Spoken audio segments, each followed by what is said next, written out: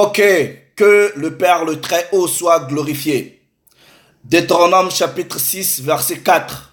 Écoute, ô Yasharala, le Très-Haut, ton pouvoir est un pouvoir unique. Tu aimeras ce pouvoir de tout ton cœur, de toute ton âme, de toute ta force.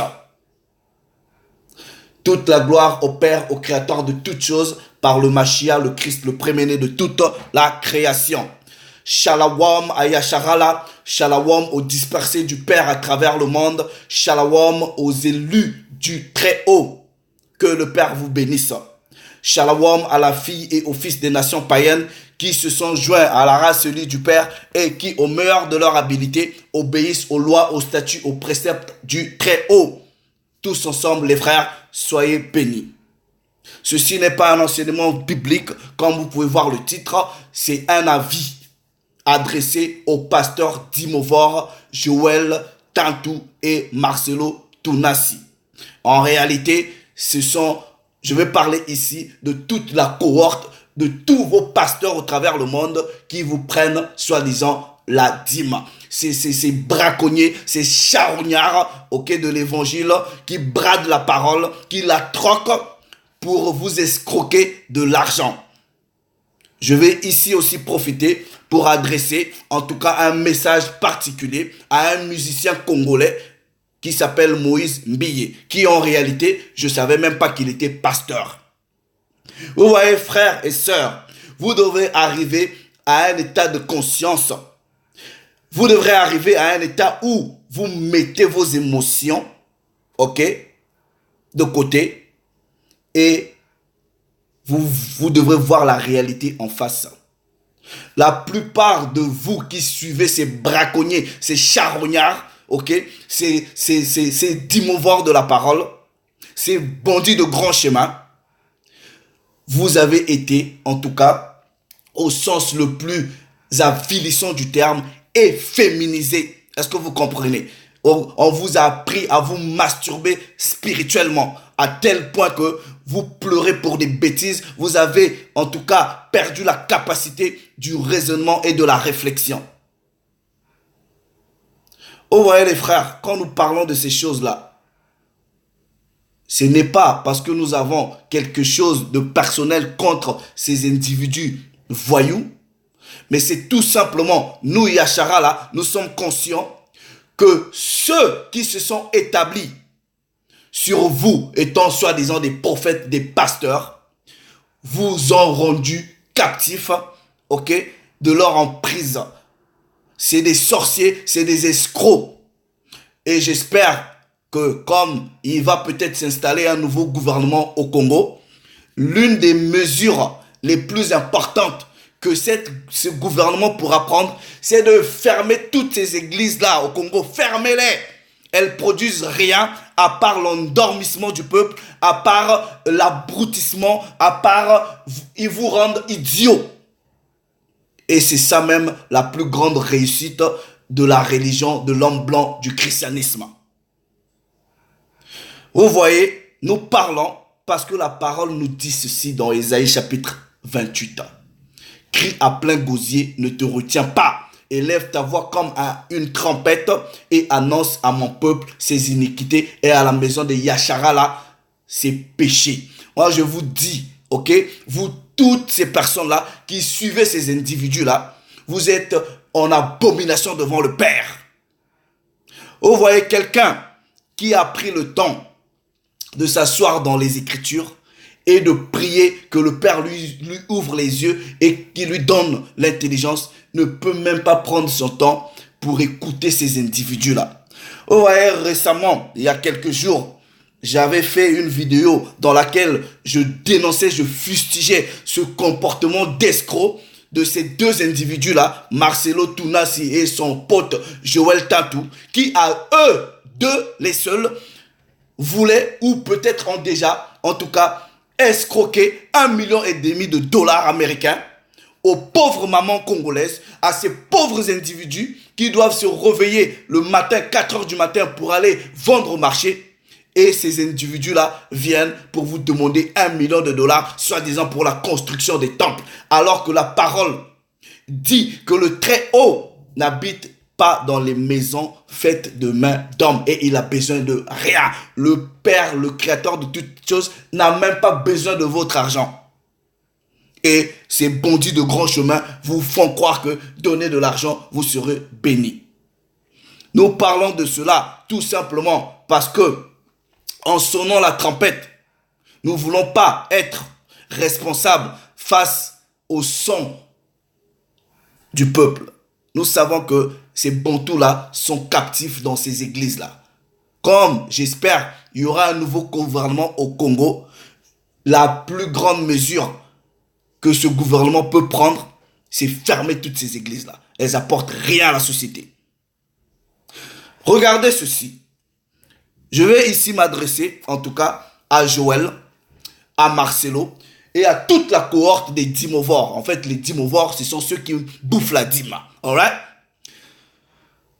Il y a votre compère, Shalom déjà à ma soeur qui m'a envoyé ce lien, ok? J'ai vérifié le lien sur d'autres sites et il semblerait que les informations que tu m'as apportées sont correctes. Mais nous allons utiliser un peu la morale et la moralité. D'ailleurs, déjà dans vos histoires de christianisme, là, on vous a enlevé la morale et les valeurs de la moralité. On vous a enlevé. Ok? Regardez ceci. Joël et l'autre là, ton ami Marcelo, regardez. Alright? Vous avez demandé aux pauvres mamans congolaises, à ces pauvres personnes qui souffrent déjà, de vous ramener 1,5 million de dollars à vous deux. Soit disant, vous allez construire les temples pour Dieu, ok? Déjà, des maisons que vous allez construire qui sont à vos noms, qui sont l'héritage de vos fils et de vos enfants, ok? Bref, ça n'engage que vous. Mais regardez, qu'est-ce que vous pouvez dire de votre confrère, d'un de vos collègues, parce que vous exercez, on va dire, presque dans la même industrie, ok? Lui, c'est un Brésilien, ok? Il prend de la même façon, vous prenez la dîme, mais j'espère pas que lui, il utilise les techniques d'arnaque, la troque, le mensonge que vous avez maîtrisé pour retirer, pour extirper les derniers sous à ces pauvres mamans. Lui, au moins, va prendre quand même la dîme, alright? Mais on va regarder ce qu'il en fait. Pourquoi vous ne faites pas la même chose? Guys, listen to this. Quand ma soeur m'a envoyé ce lien, alright, j'ai essayé de faire 2-3 recherches, ok? J'ai trouvé que d'autres sites parlaient de ces choses-là, ok?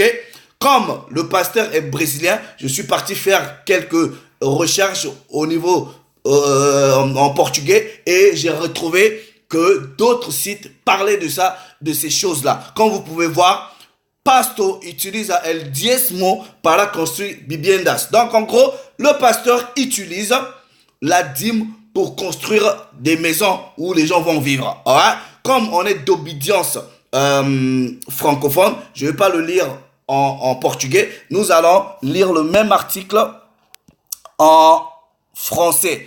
Regardez, frère, regardez. Alright? On est au Brésil, comme vous pouvez voir le titre. Brésil, une église utilise les dîmes pour construire des maisons pour les sans-abri. Joël, tu vois ça ou tu vois pas ça? Marcelo, tu vois ça ou tu vois pas ça? Et toute la cohorte des escrocs, soi-disant dans le christianisme. Vous voyez ça ou vous voyez pas? On va lire l'article. Vous voyez, voilà. Fabio Mendoza, pasteur de l'église, alright, des assemblées de Dieu de la Guana à Araruama, alright, est également sergent de police. On s'arrête d'abord là. Donc ce monsieur est également un agent de police. Ça veut dire il travaille, il va au travail. Est-ce que vous comprenez? Alright, de la police militaire et participe en tant qu'assistant à la construction. C'est-à-dire, il est pasteur, il est militaire, mais en engageant les travaux de construction des homeless, des sans-abri, il participe lui-même. C'est-à-dire, il prend la brouette, il mélange le sable, il travaille. On dit ici, 3 maçons sont également impliqués dans ce projet, travaillant bénévolement le week-end pour offrir aux membres les plus nécessités de l'église une maison où habiter. Joël, Ozoyoka, Marcelo, Ozoyoka, et déjà vos pasteurs congolais, tu connais pas vos noms. Anyway, c'est pas important. Et tout, même que vous soyez en Côte d'Ivoire, partout au Cameroun, est-ce que vous comprenez ce qui se passe ici? Pourquoi vous faites pas ça? Au moins, si vous volez la dîme aux gens et vous faites des œuvres qui peuvent aider les gens, bah les personnes comme nous là, on pourra même pas vous dire quoi que ce soit. Parce que c'est productif. Or, ce que vous faites là, c'est contre-productif. Regardez, ils disent, ok, jusqu'à présent, 4 maisons ont été construites. 2 de ces maisons sont livrées à 2 dames qui dorment dans une église, car elles n'ont pas d'endroit où vivre. Ils m'ont aidé au moment où j'avais le plus besoin d'aide. Aujourd'hui, j'ai la sécurité d'une maison, a déclaré Andrea Silva Rocha, l'une des bénéficiaires du projet. Ouais, regardez, malgré tous les efforts, le pasteur dit avoir reçu beaucoup de critiques. Donc, ce ne sont que des gens comme les Marcelo, les gens comme les Tatou, qui vont critiquer, en tout cas, de telles pratiques, parce que vous êtes contre l'amour sincère. Certains pasteurs me demandent si cela ne représente pas beaucoup de travail pour moi. Si Dieu pensait au travail que l'homme lui-même lui donne, ok, eu égard à la désobéissance de ses principes, il n'aurait pas créé le monde, a déclaré le pasteur. Le pasteur Mendoza a envoyé un message disant « Les églises doivent prêter plus d'attention aux besoins des personnes », a-t-il ajouté. Il y a des églises où la plupart des membres n'ont pas de besoins financiers, mais il y a toujours des personnes qui ont besoin d'une aide spirituelle et ceux qui ont besoin d'une aide matérielle. Mes frères, let's use our brain, common sense. Mais moi-même, un pasteur comme ça, s'il se dit pasteur, mais fondamentalement, je ne peux pas avoir un problème avec lui. Marcelo, tous les chèques de Kinshasa là, ou toi, vous les voyez pas? Vous avez construit combien de maisons à ces gens-là? Vos temples là, qui sont à vos noms, habitent combien de chèques ou de sans-abri? Ce pasteur fait ce qui est biblique. Et we're gonna read this. Je pense que c'est dans le livre des Actes des Apôtres. Let's go to the scripture.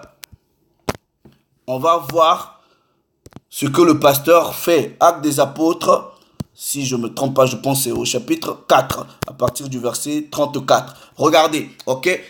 À partir du verset 34, il est écrit, bon, je prends à partir du verset 33, il est écrit, alright? Les apôtres rendaient avec beaucoup de force témoignage de la résurrection du Mashiach, et une grande grâce reposait sur eux tous, car il y avait parmi eux aucun indigent. Est-ce que vous comprenez?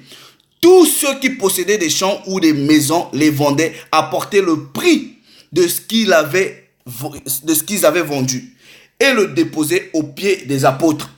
Et l'on faisait, Joël, tu sais lire, Marcelo, tu sais lire, mais tu ne sais pas pratiquer ce que tu lis. On vous dit, et l'on faisait des distributions à chacun selon qu'il en avait besoin. Donc, les gens rapportaient des biens et on distribuait à chacun de nous. Vous, les 1,5 million de dollars là, vous avez redistribué à combien de personnes? Vous êtes face devant la vérité de la parole. Donc moi, un pasteur comme ça, fondamentalement, en tout cas sur ce point-là, je ne peux pas avoir un problème avec lui. Au-delà même de parler des histoires de dîmes qui n'a rien à voir avec l'argent, vous pensez que quand cette institution a été établie, il n'y avait pas la monnaie?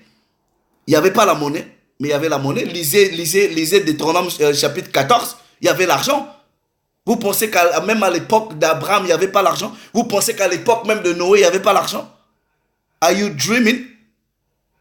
Bref, je ferme cette parenthèse. Vous êtes face à vos responsabilités.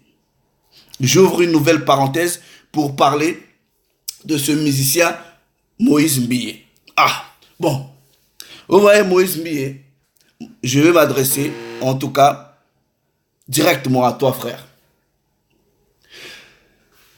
Tu sais, si j'avais le talent musical que Dieu t'a donné, j'allais pas m'embrayer avec les histoires de Dieu. J'allais pas m'embrayer.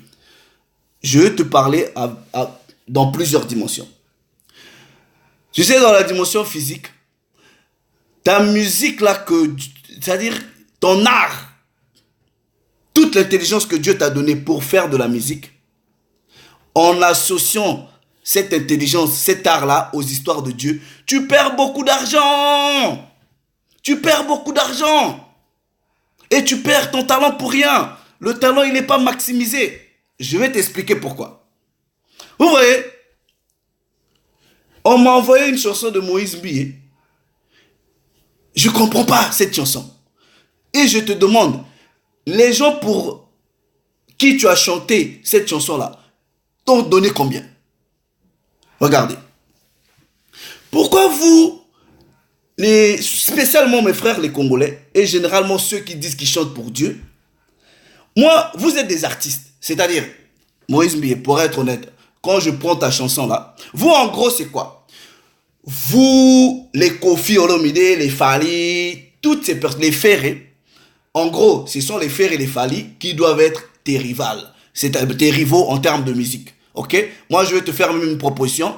Je connais quelqu'un qui peut te faire le management. Je vais t'expliquer ce que je pense de ta musique. Dieu t'a donné un talent musical.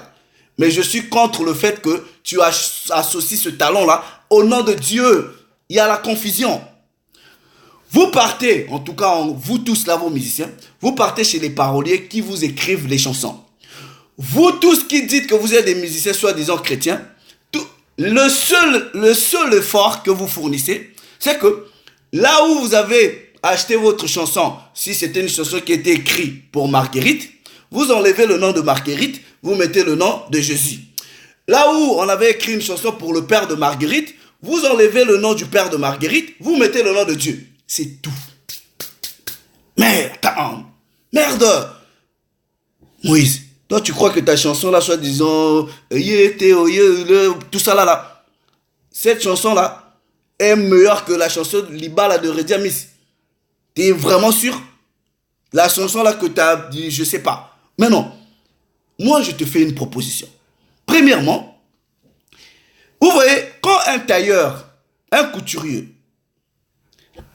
coud des vêtements pour des gens, est-ce qu'il vous dit, ah, j'ai conçu ce vêtement-là, c'est un vêtement chrétien? Mais mon chapeau là peut avoir été, en tout cas, fait par quelqu'un qui est peut-être croyant. Mais il utilise son art pour gagner de l'argent. Mais le fait qu'un couturier crée un vêtement, pour peu importe les personnes qui vont porter, ça ne fait pas de lui un non-croyant. Il ne mélange pas son talent, son art avec le nom de Dieu.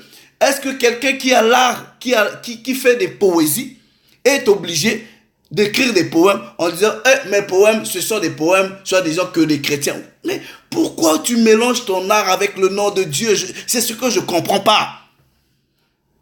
That's what I don't get. Ça n'a pas de rapport. Ce que tu dois faire, c'est simple. Ok? Tu as le talent de musicien. Il y a des fois, si en tout cas tu veux, Dieu t'inspire d'une chanson, encore j'espère qu'il va t'inspirer, que cette chanson-là reste exclusivement la chanson de Dieu. Tu peux aussi, étant qu'un artiste, avoir des créations artistiques, faire une chanson, mais tu n'es pas obligé de mettre le nom de Dieu dedans. Moi, comme chez les Congolais, on aime les histoires de dédicaces, quelqu'un peut venir aujourd'hui dire, ah, Moïse Mbié, tu as le talent, je te donne 100 €, chante-moi une chanson. Tu gagnes ton argent. Et dans ce sens-là, moi, je te fais la proposition, je connais des gens qui peuvent te manager. Travaille un peu juste le coup de rein, voilà. Parce que quand j'ai vu le clip, mais ça n'a pas de différence thématiquement. Attends. Même toi, tu crois que même ta chanson là est romantiquement mieux que la chanson même de Fouta Djalan, les chansons que Kofi chante? Bah, Kofi, ça te dépasse. Mais Kofi, au moins, a l'honnêteté de ne pas mettre le nom de Dieu dans les chansons d'amour. Non. Donc, tu resteras toujours Moïse Mbie. C'est-à-dire, tu vas faire des concerts à l'Olympia, tu fais soit la rumba, concert Moïse Mbie étant que musicien, les gens vont venir payer de l'argent.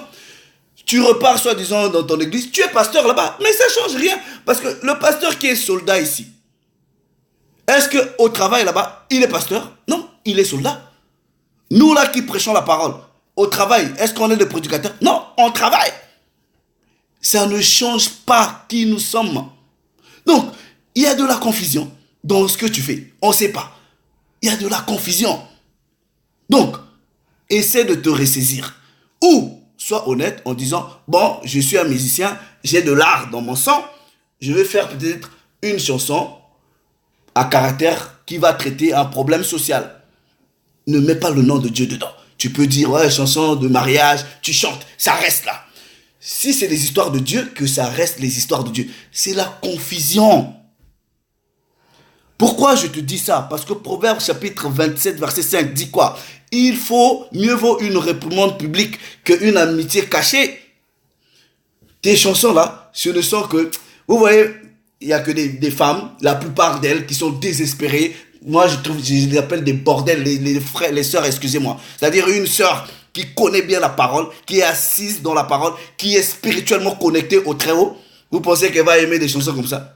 Moi, la chanson de Moïse Mbie, je peux l'aimer que musicalement parlant. Si j'ai quand même la chance de l'écouter, musicalement. Je ne peux même pas associer ça aux histoires de Dieu. Mais est-ce que même une chanson comme ça peut ramener quelqu'un, même faire un semblant de vous ramener même dans la spiritualité? Mais non. C'est pour cela, il faut que tu sois honnête en venant devant les gens, en disant, ça c'est juste une création artistique. Parce que celui qui fait des tableaux artistiques ne vous dit pas, je fais un tableau artistique des histoires de chrétienté. Non, il fait son art, les gens apprécient. Mais il peut peut-être garder sa foi dite chrétienne. Mais pourquoi tu ne fais pas ça? Donc, ce ne sont que des femmes qui sont désespérées, celles qui veulent le mariage, celles qui ont chassé des maris dans les maisons, qui vont écouter des chansons comme ça. Dans ta chanson là, il n'y a que sexualité et sensualité. Je sens la perversité. Il te restait juste de travailler un peu le coup de rein. Ben, moi, je ne vois pas la différence entre ce que les Fali font et les Kofi font. C'est tout. C'est tout. Donc, tu as le talent. J'ai écouté 2 de tes musiques. Je sens que tu as le talent. Dissocie-toi d'abord des histoires de Dieu. Si c'est une chanson purement de Dieu, concentre-toi sur la chanson de Dieu. Si c'est une chanson des faits sociaux, ben dis aux gens, écoutez, n'associez pas cette chanson avec les histoires de Dieu. On dépose ça là. C'est fini. Je vais m'arrêter par ce précepte à ses frères et sœurs. Je vais dans Ecclésiaste au chapitre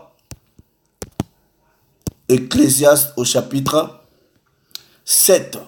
Je vais lire le verset 5. Il est écrit, mieux vaut entendre la réprimande du sage que d'entendre le chant des insensés. Je ne peux pas qualifier ta chanson là de Yétéo d'insensé si elle est dans un registre purement social. Mais cette chanson deviendra insensée si toi ou vous voulez l'associer aux histoires de Dieu. Ça n'a rien à voir. C'est une chanson qu'on lui a peut-être donné de l'argent, il a été inspiré, il a chanté. Donc, mais il te faut cette honnêteté de dire aux gens, attention, ça c'est que ma pure musique, mon art que Dieu m'a donné, ça n'a rien à voir. J'ai été inspiré d'écrire une chanson, soi-disant d'amour, une histoire, ça s'arrête là. Il faut cette précision. C'est ce qu'on appelle de l'honnêteté, en tout cas intellectuelle. C'est une œuvre purement de l'esprit, voilà, mais que ça reste dans un cadre où cette œuvre a été inspirée. Mélangez pas Dieu aux bêtises. C'est cette précision-là que tu dois faire à tes fanatiques qui te suivent. Maintenant, moi, ma proposition, si tu veux, tu peux me contacter. On cherche des managers qui peuvent te manager et tu fais ta musique. Au moins, tu auras beaucoup d'argent. Parce qu'une chanson comme ça, on fait beaucoup de promotions, on passe par la télé, promotion, ça te fait rentrer de l'argent. Mais si c'est resté dans les histoires de Dieu, là, tu vas avoir combien là-dedans? Rien du tout. Bref, je dis avec honnêteté, parce que je reconnais que tu es talentueux. Mais aux deux escrocs là de trucs, Marcelo ou autre là, et toute la cohorte des escrocs, si vous commencez au moins, même si on peut même accepter, bon, accepter encore, non, non, non, même si on peut vous permettre de voler, puisque vous volez, ok, la dîme, mais justifiez votre dîme par des œuvres qui vont bénéficier ceux qui donnent ces dîmes-là. Vous voyez, votre confrère brésilien, il a au moins pris, non seulement il a redistribué, mais il participe même aux travaux. C'est ça. Vous allez lui dire quoi? En tout cas, à ce monsieur brésilien, félicitations. Moïse Mbié, ta musique, bien.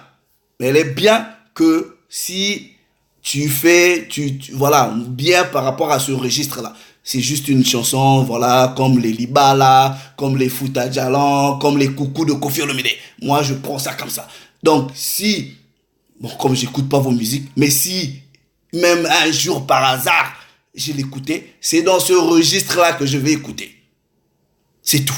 Je ne veux pas associer ça à l'histoire de Dieu. Mais il y a quoi de Dieu dedans? Donc, essaie de faire ce distinguo entre ce qui est de Dieu, ce qui n'est pas de Dieu.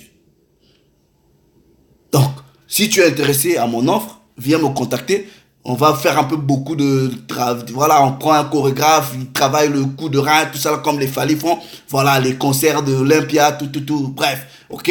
Il se pourrait peut-être que bientôt, comme le gouvernement va changer au Congo, on ne sait pas s'il y aura des concerts en Europe. On ne sait pas, on ne sait jamais. Mais peu importe, même en Afrique, on peut toujours te manager pour faire tes concerts. Mais ça serait des concerts comme les Fally font. Maintenant, si un jour aussi tu veux faire un concert spécialement à tes amis les chrétiens, eh ben ça n'engage que toi. Mais mélange pas.